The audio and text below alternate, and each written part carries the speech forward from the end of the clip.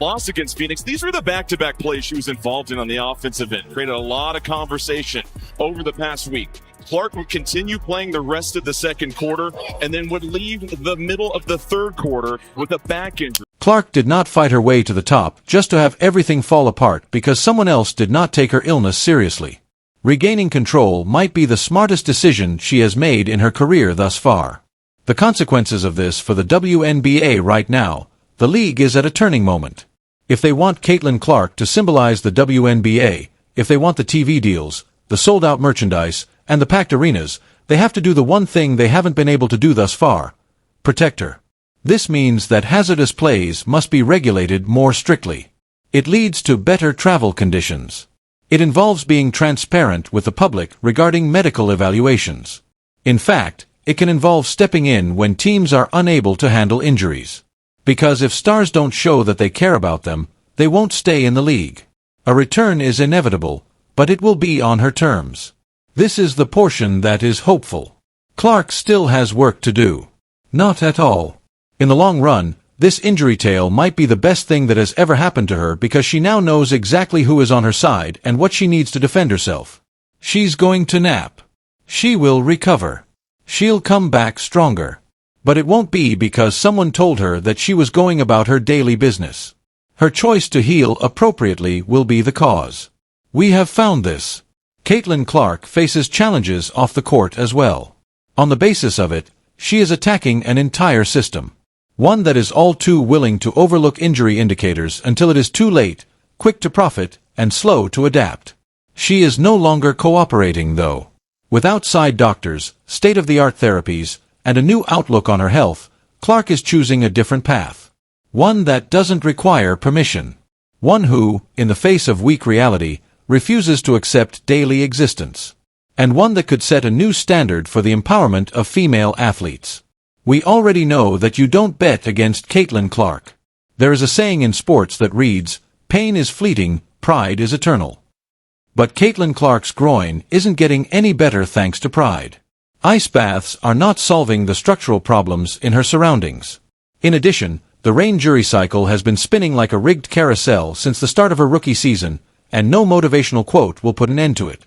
There is more to this than just a physical breakdown. It is related to culture. Because Caitlin Clark changed into a lightning rod. The WNBA and the Indiana Fever have tried to deal with the face of their league using every flaw, outdated technique, and shortcut in addition to the defender's attempts to exhaust her.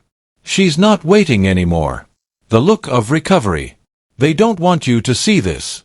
Behind the enigmatic game-time decision labeling and morning warm-ups, Clark has been hobbling during sessions, wincing during lateral exercises, and missing entire scrimmages. Anyone who is paying attention can see that she is not truly present, even though she has been going through the motions. Not even close. When the temperature indicates that she is improving, she can jog along the court without falling. That isn't progress. It's desperation. Additionally, because her style of play relies on rapid decisions, speed, and angles, jogging is a death sentence.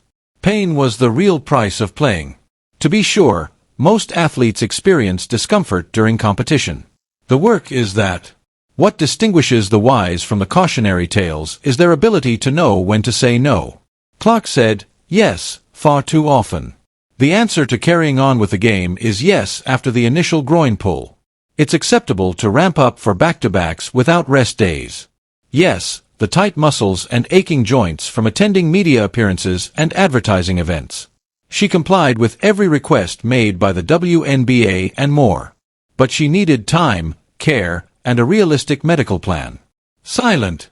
The bill is now her responsibility. Veterans receive insufficient assistance.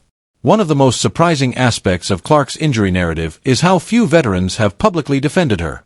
Where are the voices of older state women in the league? Gamers who have lived with this reality for years are protesting together.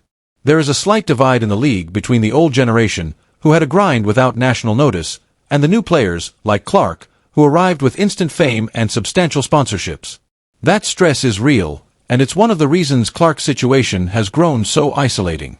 No coordinated athlete should be acknowledged like the generational great she is, even the occasional encouraging tweet or remark. Perhaps it's a contributing factor. It's a business being Caitlin Clark. The Fever are more than just a player, they are in charge of a brand. Caitlin Clark jerseys sell out fast. With her highlight clips, she rules SportsCenter. She sells tickets, fills arenas, and anchors television agreements. Consequently, you don't think it's a medical issue when your franchise's face says, "I'm not feeling right." You view it as a marketing emergency. How do you market a product if your star isn't on the court? There is pressure on trainers, coaches, and public relations staff to fabricate injury reports like news releases. Instead of having a clear injury timetable, fans suffer from slight agony. Instead of a break, Clark is given controlled minutes. Instead of rest, she is given assurances. The smoke and mirror fumes are being inhaled by everyone. Fans are starting to reconsider. This is the challenging part. Before entering the league, Clark had more goodwill than most players had in 10 years. But anger has resulted from the injury drama, on-court conflict, and enigmatic updates.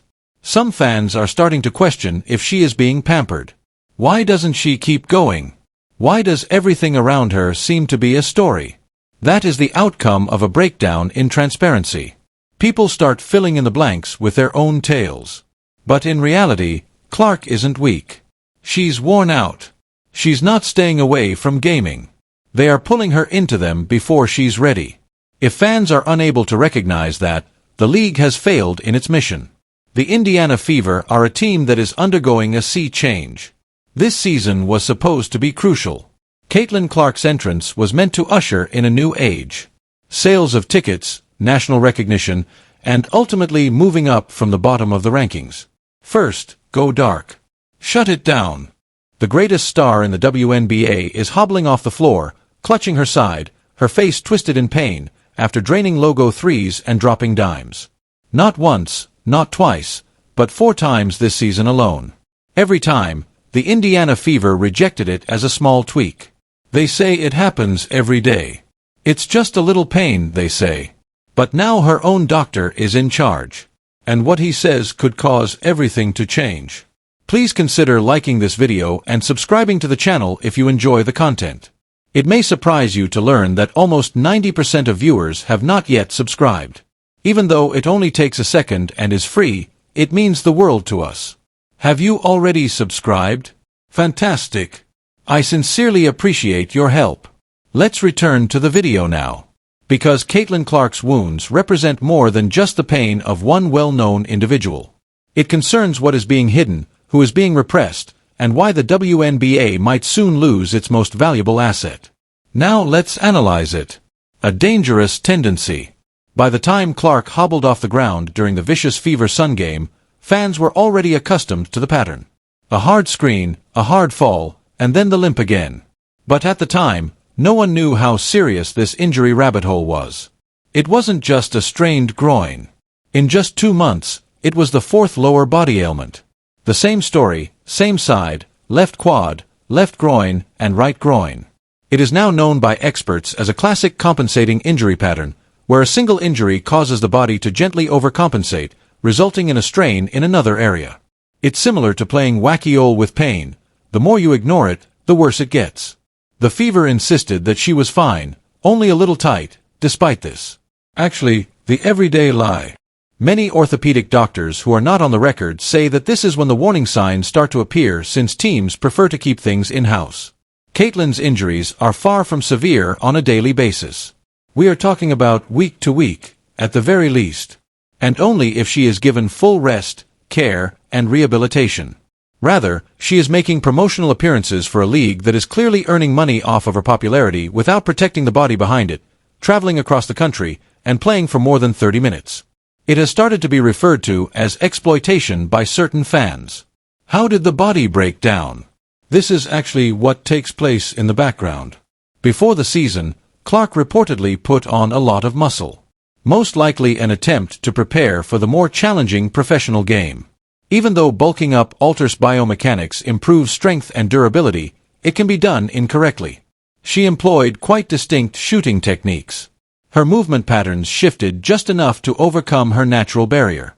With back-to-back games, fierce defensive pressure, and little downtime, the WNBA schedule is demanding.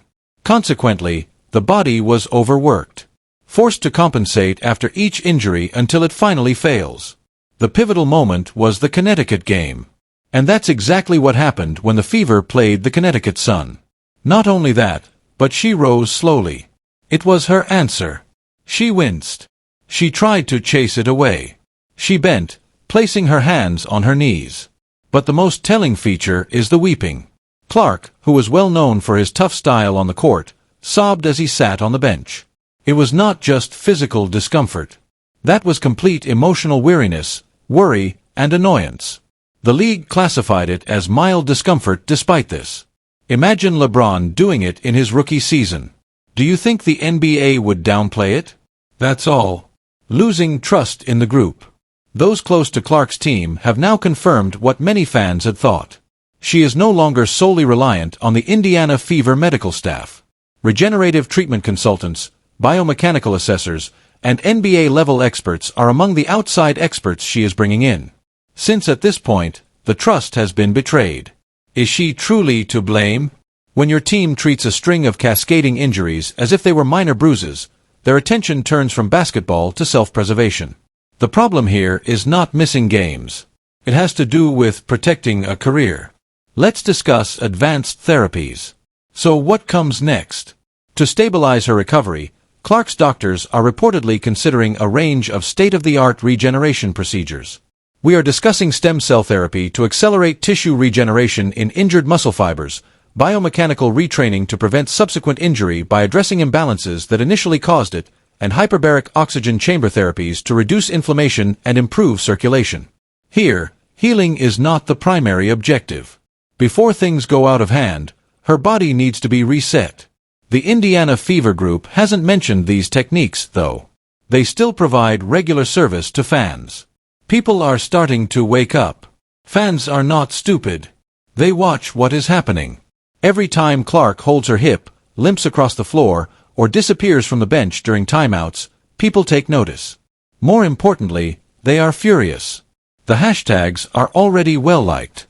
Hashtag not day-to-day, hashtag feverfail. Concerns about how the league protects or fails to safeguard its stars have been privately voiced by her own family, and other players have started to voice their discontent.